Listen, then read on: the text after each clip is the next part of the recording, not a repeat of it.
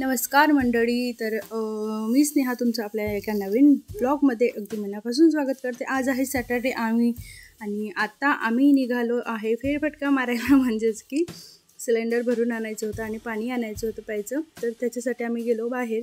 म्हटलं मुलांना पण चक्कर होऊन जाईल. आणि इथे मिस्टीचं चालू होतं मला बाहेर जायचं आहे, मला पप्पासोबत जायचं आहे, इथं जायचं आहे, तिथं जायचं आहे करत होती आणि तिला व्हिडिओमध्ये घेतलं म्हणून लाजत होती. तर सॅटरडे होता आणि संध्याकाळचे 5-5:30 वाजले होते बहुतेक. हे बघा मिस्टी कशी लाजत आहे. तर आता आम्ही सिलेंडर वगैरे घेऊन आलो होतो. यांच्या बँकेसमोर थांबलो आहे, यांना थोडं काम होतं म्हणून. आणि इथे गरबाची प्रॅक्टिस चालू होती बऱ्याच लोकांची, म्हणजे लेडीज वगैरे दिसत होत्या. थोड्या मस्त गाण्यांचा आवाज वगैरे येत होता. नंतर घरी आलो आणि घरी आल्यानंतर थोडेसे राहिलेले भांडे वगैरे होते ते घासून घेतले आणि भांडे घासून झालं लगेच स्वयंपाकाची तयारी केली. तर इथे मिष्टीला स्माइली बनवून पाहिजे होती चॉकलेटची, तर तिला ते चॉकलेटची स्माइली बनवून दिली. आणि हे माझं DIY मी बनवलं होतं. ते कालपासून एवढ्या वेळा पडत आहे खाली, राहूच द्या, किती वेळा अडकवलं त्याला खाली पडतच आहे. तर इथे मी आली कणिक भिजवायला. पुऱ्या करायच्या होत्या मला. तर पुऱ्यांसाठी मी थोडासा रवा आणि थोडीशी कणिक ते मिक्स करून घेतलं. आणि हे बघा मी एवढं सारं पाणी टाकून दिलं. काय विचार करत होती काय माहिती, खूप सारं पाणी टाकून दिलं. आणि नंतर मग ते खूप पातळ झालं होतं. नंतर त्याच्यामध्ये थोडीशी अजून कणिक टाकून पूर्ण पीठ मळून घेतलं. मला हसू येत होतं हे काय करत आहे मी. असं होते कधी कधी, म्हणजे खूप कमी होतं माझ्यासोबत. तर कणिक वगैरे भिजवून झाली. तर इथे मी भाजी करायला घेतली. तर इथे आलू वांग्याची भाजी बनवत होती. साधी सिंपल सुकी भाजी करायची होती मला. तर हे फल्ली तेल असल्यामुळे इथे असा फेस येत होता त्याचा. ते घाण्याचं तेल असलं की ते येते ना, असं बऱ्याच वेळा येते असं. तर इथे मी जिरं मोहरी कांदा लसूण हे टाकून भाजी करून घेते. याची रेसिपी माझ्या चॅनलवरती आधीच आहे, खूप दिवसाआधी टाकली होती मी.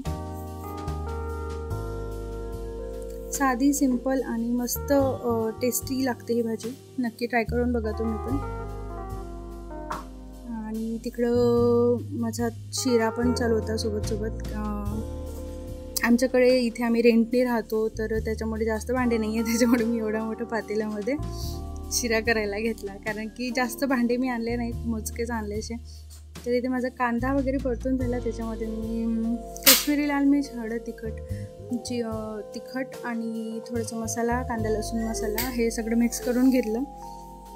आणि ते मिक्स करून झाल्यानंतर त्याच्यामध्ये चिरलेले वांगे बटाटे पण टाकून दिले. आणि सोबत आपला तिकडं रवा पण फिरवणं चालूच होता.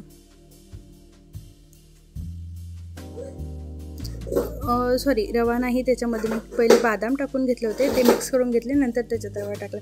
तर इथे मी बटाटे आणि वांगे मिक्स करून घेतले छान मसाल्यामध्ये. आणि त्याच्यामध्ये गरम पाणी ॲड केलं. थोडंसं भाजी शिजेल एवढंच पाणी आपल्याला ॲड करायचं आहे त्याच्यामध्ये. आणि त्याच्यामध्ये मीठ टाकून घेतलं आणि छान शिजू दिलं.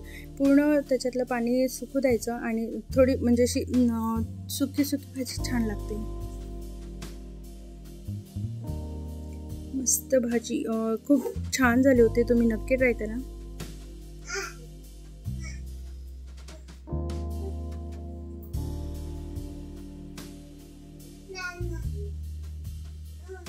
आणि आता मी तिकडं रवा पण टाकलेला होता आणि तो त्या तुपामध्ये रवा भाजणं चालू होता. दूध गरम करून झालं, त्याला साईडला ठेवून दिलं. आणि आता एकदा पूर्ण गॅस ओट्यावरचं सामान आवरून पूर्ण क्लीन करून घेतला होता आणि पुऱ्या तळायला घेतला. तो उंडा पातळ झाल्यामुळे थोडंसं पुऱ्या चिटकतच होत्या. असू द्या, एखाद्या वेळेस असं होतेच.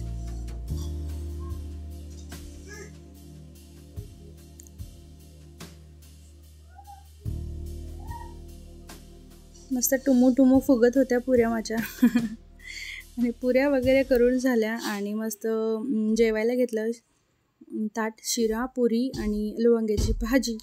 तर या सगळ्यांनी जेवायला. अशी भाजी झाली होती मस्त. त्याला थोडीशी मॅश करून घेतली मी नंतर. तर छान टेस्टी भाजी होती मस्त. आणि हे बघा, आता स्वयंपाक तर झाला, पण पसारा बघा किती झाला आता. आता जेवण वगैरे झाल्यावर सर्व आवरून घेते.